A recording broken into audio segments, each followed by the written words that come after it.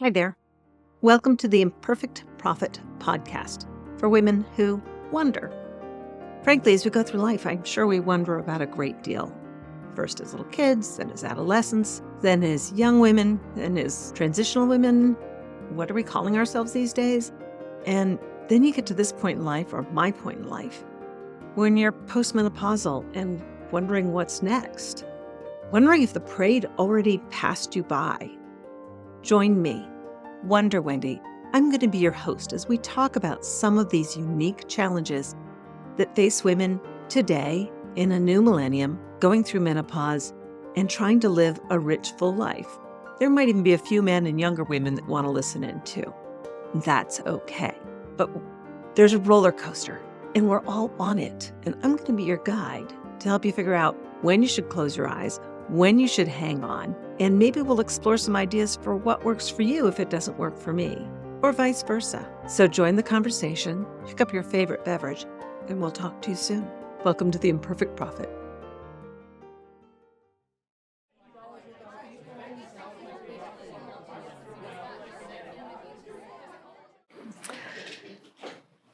So as we dive into this, I want to start with a story about dreams. And dreams are two different things. They're the dreams you have when you're awake. Those are looking forward to your future.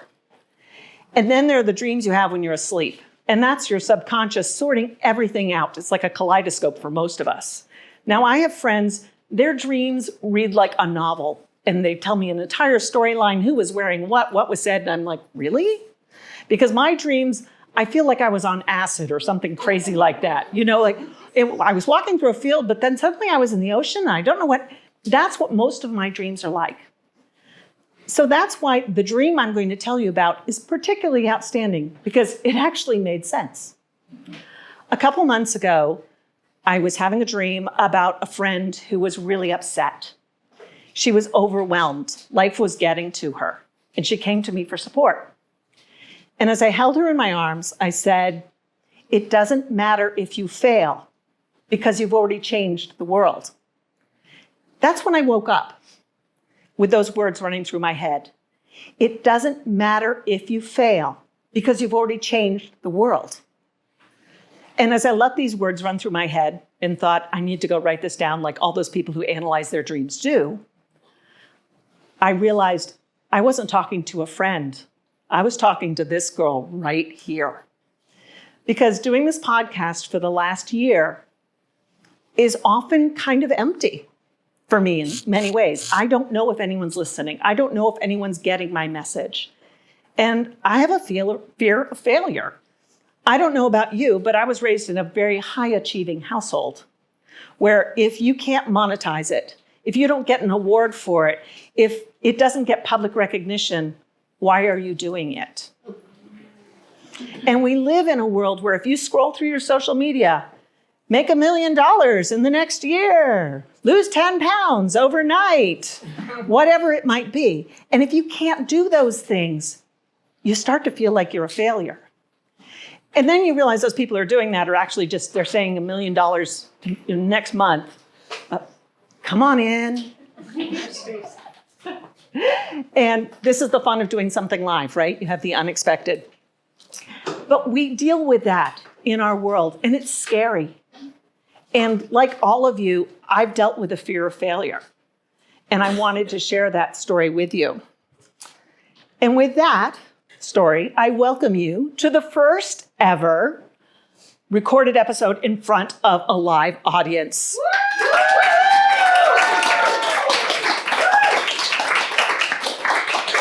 The Imperfect Prophet was not born of an idea that I was going to be talking to a camera week after week after week.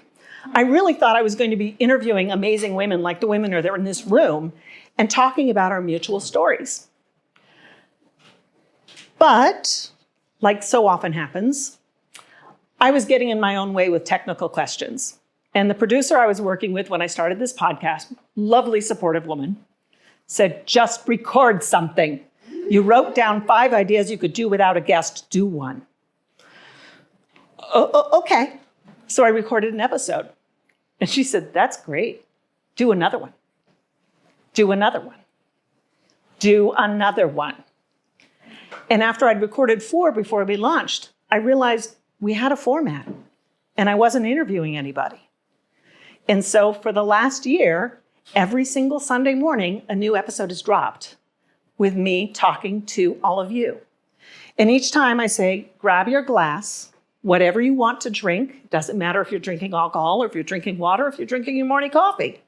It's always more convivial if we're sharing a beverage together. And that is how I've started almost every single episode. We did miss 1 week. There were 5 Sundays in March, and my producer had engaged for 4 a month. And I said, no, we'll only do 4 this month. So we were fine. So as I said, it's a very lonely experience. Every month I sit down with a computer. Every week I sit down with a computer, my beverage, a microphone, and an idea. And a story I think that somebody else might want to hear. And I put it out there like a message in a bottle. And I put it into the water, and I pray somebody on an opposite shore, or even a nearby shore, is going to open that bottle and say, wow, this was great. Thank you so much. I needed to hear that. Every so often I get those messages, and it makes it worth doing. And I want to, but there is, again, that fear part. I was talking to one business consultant a couple months ago, now maybe 6 months ago, and she said, well, if you're going to be successful, you need to have a bleeding neck problem. Well, I don't have a bleeding neck problem. Nobody's going to die from what I'm helping to remedy. But you are going to slowly wither if you don't start listening to somebody else and getting out of your own way. So it's not a bleeding neck problem. And I was afraid, maybe she was right. Maybe I need to start selling how to make $1 million, but I don't know how to make $1 million in the next year. And I don't know how to lose 10 pounds overnight. So I'm not going to try and sell you that. I'm not trying to sell you anything. I just want you to think for yourself. I want you to do new and exciting things and live your best life, the wonderful bucket list life. And these little changes are systematic changes. They're not huge, but it's like water on stone. You've all seen water and air change stone here in Arizona. Now, if you walk up to stone without a chisel, you're not going to make much of a change. But if you keep dripping that water on it, drip, drip, drip, you are going to change that stone. And that's what I want to do. I want to just keep dripping. And if all of us drip together, well, that was a bad phrase. But anyway, let's be a bunch of drips together. Woo!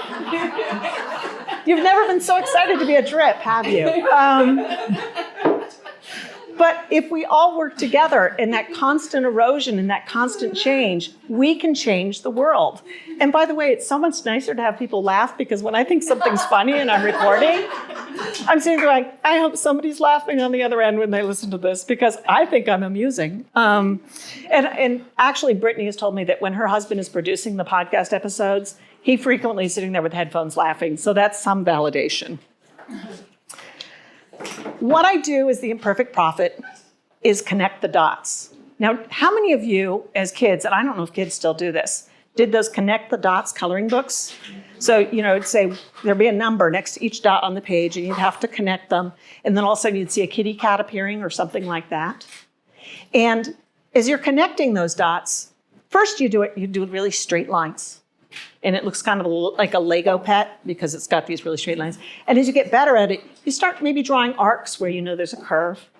And then you take your crayons and you color it in. It may be a rainbow-colored cat, but it's still an interesting cat that you've created by connecting the dots. And that's what I try to do as the Imperfect Prophet. I look for the dots and I start connecting them. So whether it's my trip to Detroit last week, or our trip to Cuba in January, my trip to Paris in December, it's been a great year. Or spider webs, which I talked about, or the dust bunnies under the couch. From the mundane to the extravagant, I try and find a deeper meaning that we can all take into our lives. And I connect those dots and try and color it in a little bit, but I want you to finish the coloring book. I want you to take those dots and go out into your world and change the world just a little bit. And if all of us do that, because look around this room, there are so many wise and wonderful people, not just women, because I do have a few male listeners, and I know that. There's so many wise and wonderful women in this room.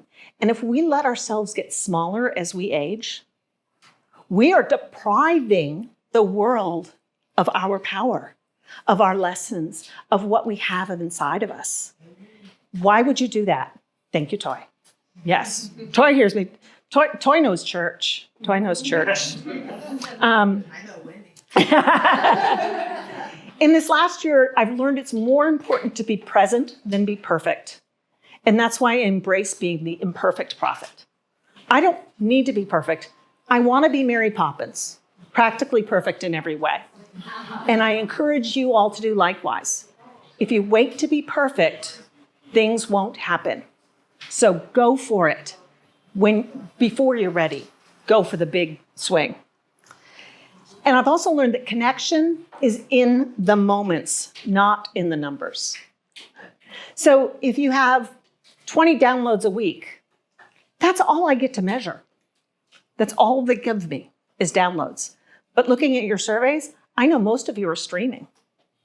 So that tells me those 20 downloads a week are the tip of the iceberg, but I have no idea how many are listening. But based on the feedback I'm getting, the people who are listening are getting messages they need. And I appreciate that.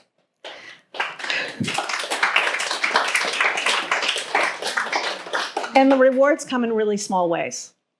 Recently, I was talking to a young man who listened to my message, and he said, "Thank you." And I said, "For what?" He said, "Because when I was listening to you, I realized that I may not love my job, but I need to keep doing my job because that's paying for my dreams. So I'm not going to leave my job, which I was contemplating doing. I'm going to stay in that job, do my best work, and take the money I'm earning and finance my dreams." And these are the little changes. These are things I want to see happening. Have any of you, just by a show of hands, thought about something that scares you, but you went and tried it anyway? Yeah, it's a pretty universal feeling, isn't it? I'm going to commit to today something that scares the hell out of me, that I keep threatening to do and haven't yet done. And by doing it in public, it means that I have to do it, right? Yeah, thank you, Andrea. I have been threatening to send in an audition tape to sing the national anthem at Chase Field. Whoa. I have yet to do that. I have sung the national anthem at a minor league baseball park, but never a major league baseball park. I'm not sure if I'm good enough, but I'm going to do it. So you've all heard me.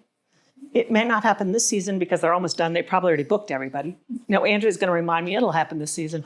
And I am going to do that. So I am committing to you to do something that scares the hell out of me.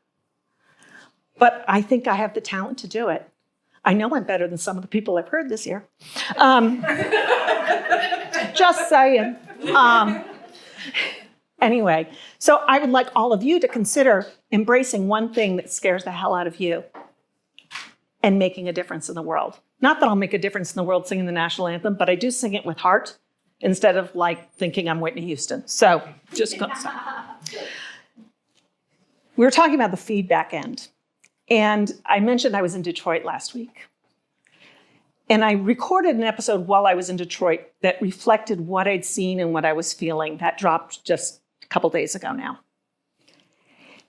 Later that afternoon, I was out taking pictures so that there could be pictures to go with the story on my social media. I'm standing in a gift shop, taking pictures with like a water bottle that says Motor City and all that stuff. And the woman behind the counter says, "You should be wearing get a Detroit baseball cap. Put on the Detroit baseball cap." Excuse me? And I looked over and I said, and I started explaining my episode about Detroit.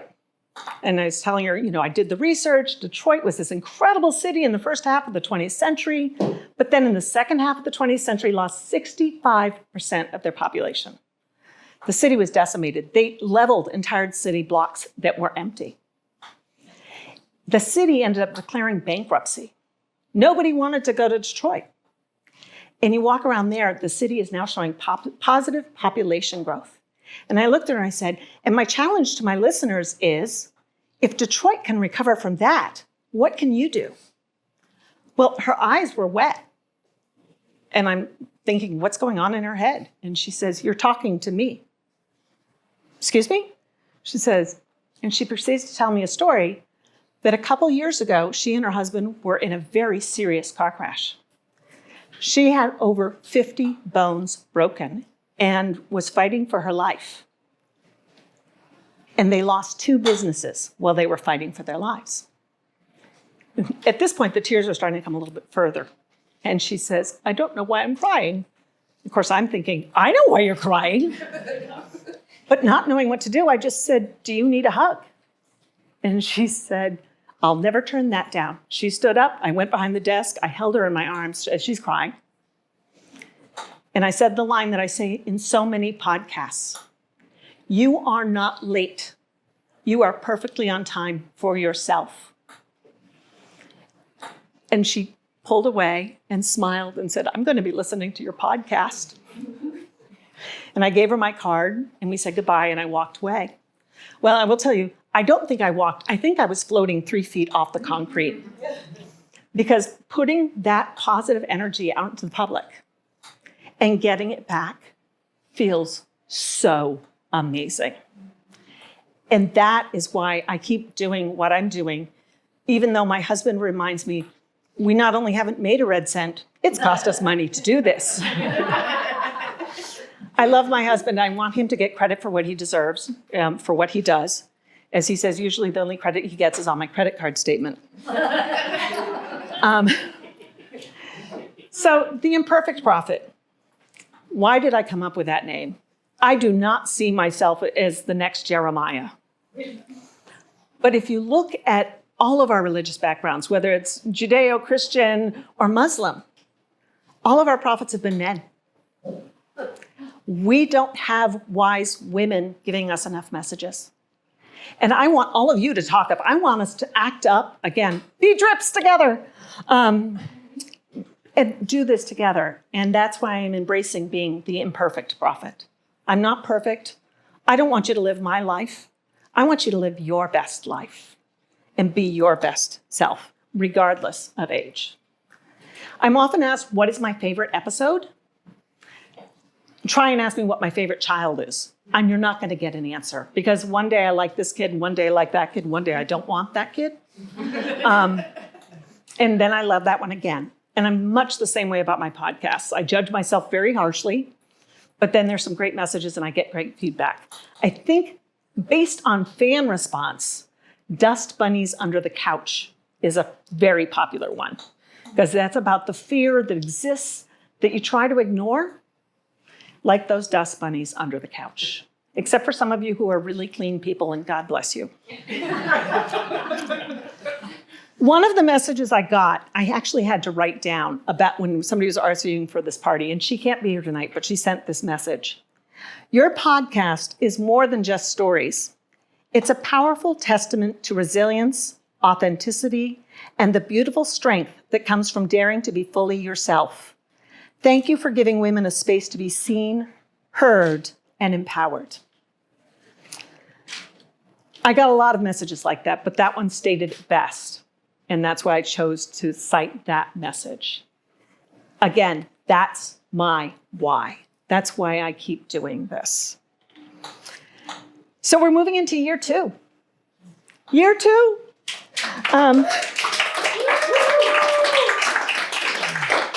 And on the horizon, we are planning some more live appearances, putting me in front of an audience, some more learning materials.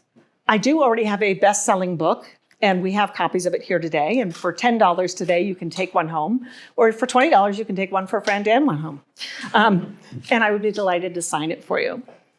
We also have some delightful swag buckets that some of our participants and others have contributed to. And I challenge you to take that bucket and put it somewhere where it remind you to live the bucket list life. Remember, the bucket list life is not about preparing to die, because guess what? No matter what you do, that's at the end. The bucket list life is about planning to live. Keep filling that bucket. Keep living a great life until God takes it away from you. And you don't know if that's tomorrow Or, like me, because I'm doing yoga with Sintra, I'm planning to live to 110. So there's 51 more years of yoga in my future. And I'm going to look like Sintra until I'm 110, because she's amazing. And you will find in my podcast, I quote Sintra more than she realizes, because she says a lot of great things in my yoga class that inspire me to keep going. So I just had to put that in there. So living with wonder is not just about your dreams at night.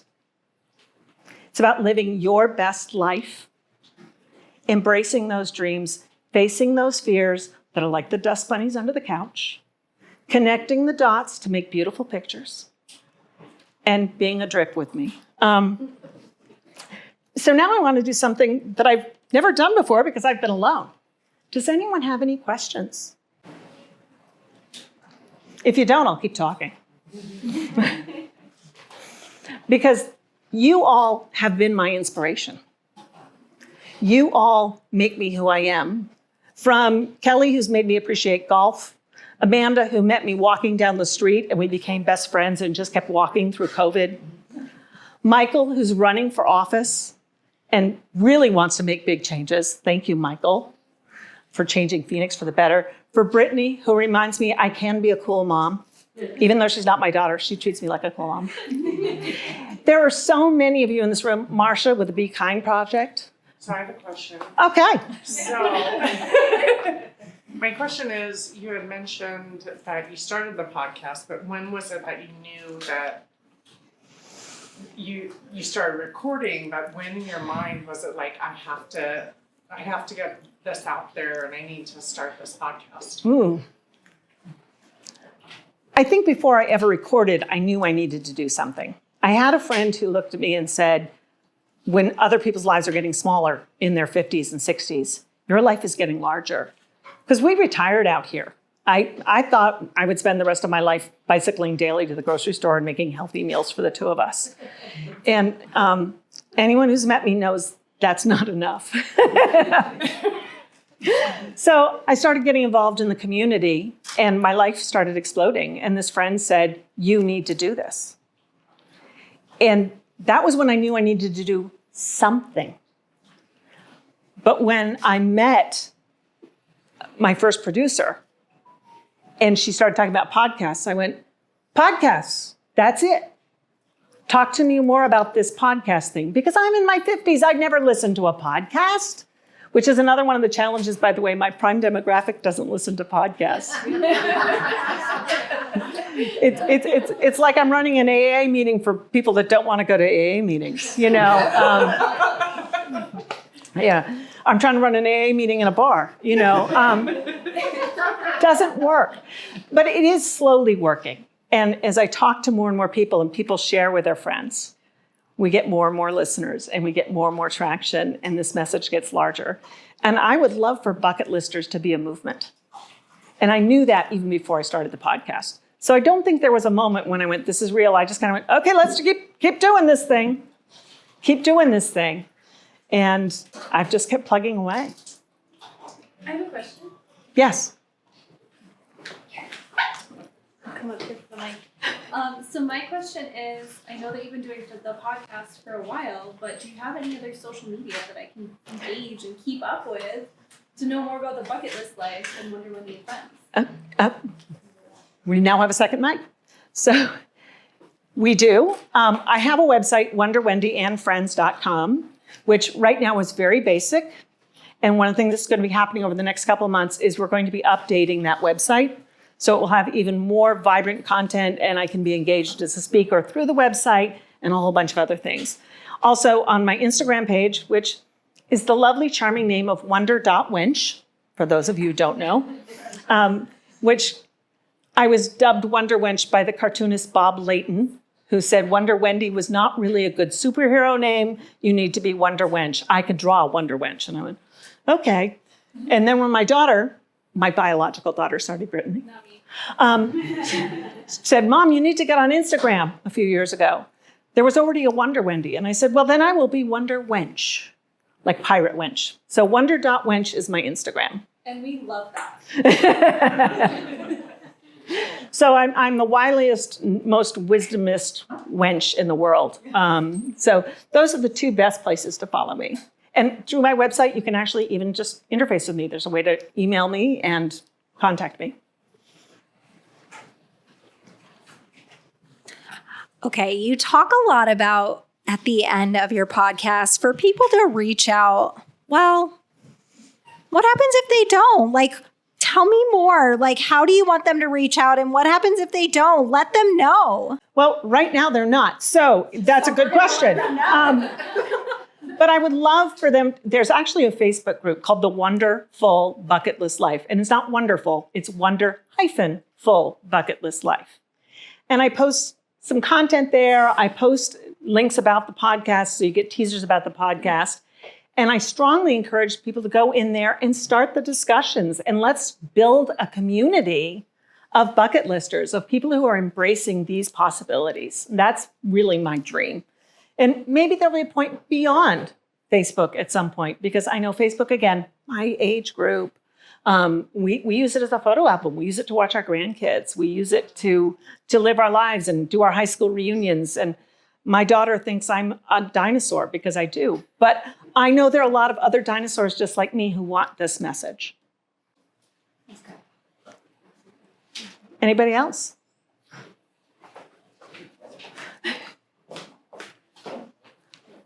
I got my sisterhood circle back here. Whoop, whoop. My question is this. I love what you just said about really starting a movement, right, around, the bucket list life.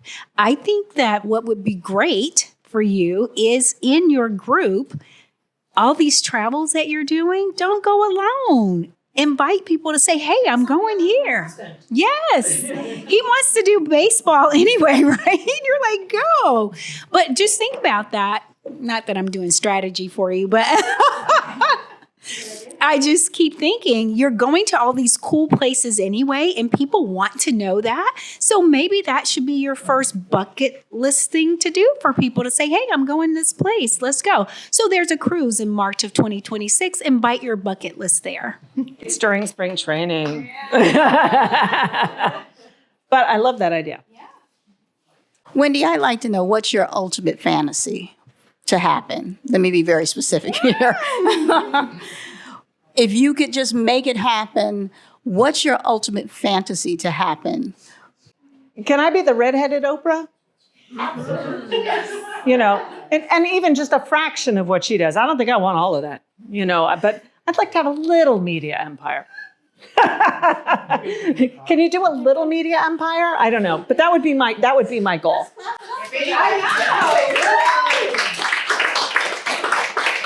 And when we get to that point, instead of a swag bucket, I can go, you get a car, and you get a car, and you get a car. But for now, you're going to get a swag bucket, which, as I said, I want you to use this. And whether you put pens in it or put it somewhere you can put a slip of paper in at the end of the day. And at the end of the day, write somewhere you found wonder in your life and put that piece of paper in there. And if you go to that bucket one night and you don't have anything to put in that bucket, dump it out. Take a look at where you found wonder in the past and remember it exists and reinfuse yourself. There's also a patch that simply says wonder. It's an iron-on patch. I encourage you to put it somewhere, put it on a jacket, put it on a shirt, put it somewhere where you will see it and it'll remind you to seek wonder. There's also a few business cards from local businesses, and I encourage you to visit them because they will give you something. So from a discount or a free service. So I encourage you to reach out to them. And Arizona Stronghold has put in a card for each of you to have a wine tasting in the future. So you will have that in there. So enjoy your swag buckets as you leave tonight. Did I leave anything out? I don't think so. Oh, we have another question. Well, I don't have a question as much as I have just a statement on how much of a flippin' badass I think you are. Like, for real. We've known each other, a couple of years? 3 years? 3 years maybe. And since day one, what did I say to you? at that. I think it was the sisterhood event, wasn't it? And I walked up to you and I told you, I don't know who you are, but I want to be in your presence. Oh, I know who you are. And I want to be in your presence. And I want that energy. And I want that reality check. Because when you speak, I feel like it's so directed at me, as many of these people in here probably think you're talking right directly to them. You have a gift. You are fearless. You are absolutely fearless, Wendy. And I love you for so many reasons. And Toy has a very personal knowledge of me that her wife was my first podcast producer and got me started. And it was Toy listening to those first episodes and saying, keep doing what you're doing. Yes. Keep doing what you're doing. Yes. So thank you. Talking. Keep putting it out there. Keep speaking. I don't care if you see 20 downloads for the next 6 months, 8 months. Who cares? Remind my husband of that, would you? People are listening. Monetizing podcasts is a rough job. It is. It's tough, but it will be there. But what you are bringing to the table, when you can sit in your closet with a glass, I understand that. Thank you. Because sometimes sitting in your closet with a glass is where you need to be. But I will tell you, I actually call that the express elevator to hell. You know, when you're in your closet and you keep trying things on and there's a pile of clothes and you have nothing to wear, even though your closet is full. So I have sat crying in my closet. And not just about clothes, but that's a real vivid memory. And I did record a couple teasers in my closet because it was a good sound space. There was a point to this.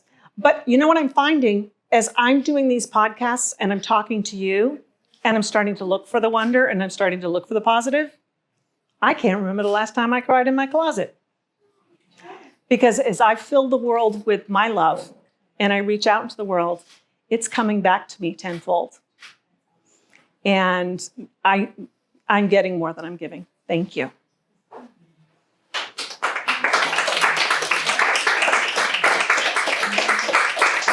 Did you have something, Perry?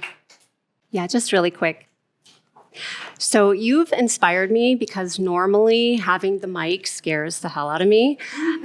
And I'll just think my question and I'll just think it to myself and I'll just say, oh, well, I'll talk to her like one-to-one later. But my question is, I would love to buy one of your books tonight. And would you be willing to take a picture with me and your book? Of course.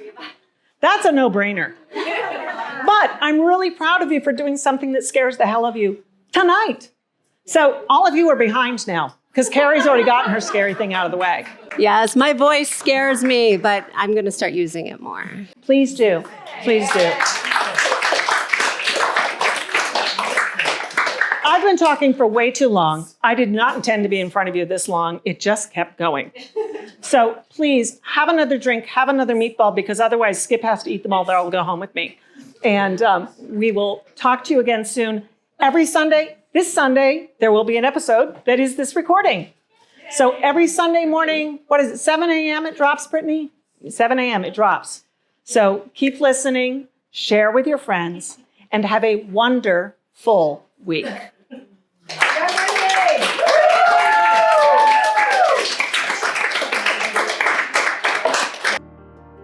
Like what you heard here today? Then we should be friends. I suggest you join my Facebook group. It's a good way to connect. We can have a conversation. Ask me questions, whatever you want to do. It is called the Wonderful Bucket List Life. That's Wonder-Full Bucket List Life. Be a bucket lister and join me on this adventure. Or you can go to my webpage, which is Wonder Wendy and Friends. Join the mailing list, learn about the book I wrote, adventures that are coming up in the future, and other podcasts. I look forward to talking to you soon, and stay hydrated. Have a great day.